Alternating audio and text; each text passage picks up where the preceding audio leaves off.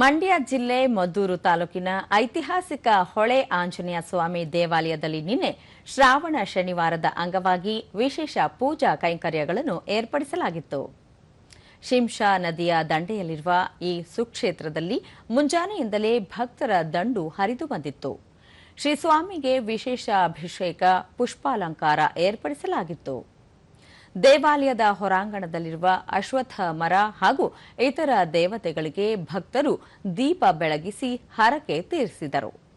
ನಂತರ ಶ್ರೀರಾಮ, ಸೀತಾ, ಲಕ್ಷ್ಮಣ ಹಾಗೂ ಹನುಮಂತ ಸಮೇತ ಉತ್ಸವ ಮೂರ್ತಿಯ ಭವ್ಯ ಮೆರವಣಿಗೆಯೂ ಸಹ ನಡೆಯಿತು.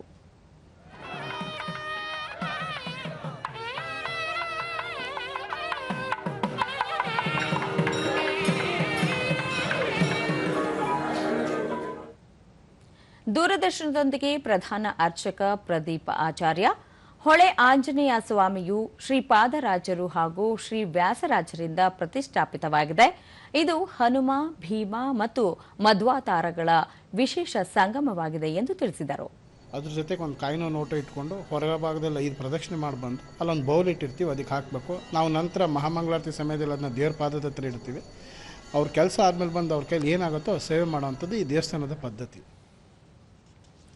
ಧರ್ಮದರ್ಶಿ ಮಧು, ಶ್ರಾವಣ ಶನಿವಾರದ ಹಿನ್ನೆಲೆಯಲ್ಲಿ ದೇವಾಲಯದಲ್ಲಿ ವಿಶೇಷ ಪೂಜೆ ಹಾಗೂ ಪ್ರಸಾದ ವಿನಿಯೋಗವನ್ನು ಆಯೋಜಿಸಲಾಗಿತ್ತು ಎಂದರು. ಸಂಜೆ 7 ಗಂಟೆ ತನಕನೂ ಆಗುತ್ತೆ.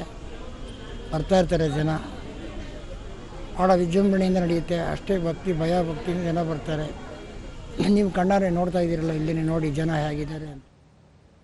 ಭಕ್ತರಾದ ಪುಷ್ಪರೇಖಾ, ಕಳೆದ 5 ವರ್ಷಗಳಿಂದ ತಾವು ಕ್ಷೇತ್ರಕ್ಕೆ ಭೇಟಿ ನೀಡುತ್ತಿದ್ದು ಇಲ್ಲಿ ಪ್ರಾರ್ಥಿಸಿದರೆ ಸಂಕಷ್ಟಗಳು ನಿವಾರಣೆಯಾಗುತ್ತದೆ ಎಂಬ ನಂಬಿಕೆ ಇದೆ ಎಂದು ಹೇಳಿದರು. ಮತ್ತೆ ನಾನು ಏನೇ ಬೇಡ್ಕೊಂಡು ಹೋದರೂ ಅದು ವಿತಿನ್ 5 ವೀಕ್ಸ್ ಸೊ ಏನು ಹೇಳಿದ್ದಾರೆ ಅದು ಆಗುತ್ತೆ. ನಾನು ತುಂಬ ನಂಬಿದ್ದೀನಿ. ಸೊ ಹಾಗಾಗಿ ಪ್ರತಿ 5 ವರ್ಷದಿಂದ ನಾನು ಆಲ್ಮೋಸ್ಟ್ 3 ಮಂತ್ಸ್ ಒನ್ಸ್ ನಾನು ವಿಸಿಟ್ ಮಾಡ್ತೀನಿ. ಮತ್ತೋರ್ವ ಭಕ್ತರಾದ ವತ್ಸಲ, ಶ್ರಾವಣ ಶನಿವಾರದಂದು ಈ ದೇವಸ್ಥಾನಕ್ಕೆ ಬಂದಿರುವುದು ಮನಸ್ಸಿಗೆ ಶಾಂತಿ ಹಾಗೂ ಸಮಾಧಾನ ತಂದಿದೆ ಎಂದರು. ನಮಗೆ ಯಾವಾಗಲೂ ಇಲ್ಲಿ ಬಂದರೆ ಒಂದು ಒಳ್ಳೆ ಪೀಸ್ ಆಫ್ ಮೈಂಡ್ ಸಿಗುತ್ತೆ. ಮತ್ತು ಇವತ್ತಂದು ಶ್ರಾವಣ ಶನಿವಾರ ಅಂತ ಬಂದಿದ್ದೀವಿ. ಏನಾದರೂ ಮನಸ್ಸಲ್ಲಿ ನೀಟಾಗಿ ಕೇಳ್ಕೊಂಡ್ರೆ ಅದನ್ನೆಲ್ಲ ಈಡೇರಿಸ್ತಾನೆ ಅನ್ನೋ ಒಂದು ನಂಬಿಕೆ. ಸರ್ವಮಂಗಳ ನಂಜಪ್ಪ, ಸುಮಾರು 500 ವರ್ಷಗಳ ಇತಿಹಾಸವಿರುವ ಈ ದೇವಾಲಯಕ್ಕೆ ತಾವು 25 ವರ್ಷಗಳಿಂದ ಬರುತ್ತಿದ್ದೇವೆ. ಇಲ್ಲಿ ವಿಶೇಷ ಅಭಿಷೇಕ, ಅರಿಶಿನ ಅಲಂಕಾರ ಹಾಗೂ ಸಂಜೆ ಉತ್ಸವಗಳು ಬಹಳ ವಿಜೃಂಭಣೆಯಿಂದ ಜರುಗುತ್ತವೆ ಎಂದು ಹೇಳಿದರು. ಅವರು ಭಕ್ತಿಯಿಂದ ಅರ್ಸ್ಕೊತಾರೆ, ಆ ಕೆಲಸ ನೆರವೇರುತ್ತೆ ಅನ್ನೋದು ಪ್ರತೀತಿ.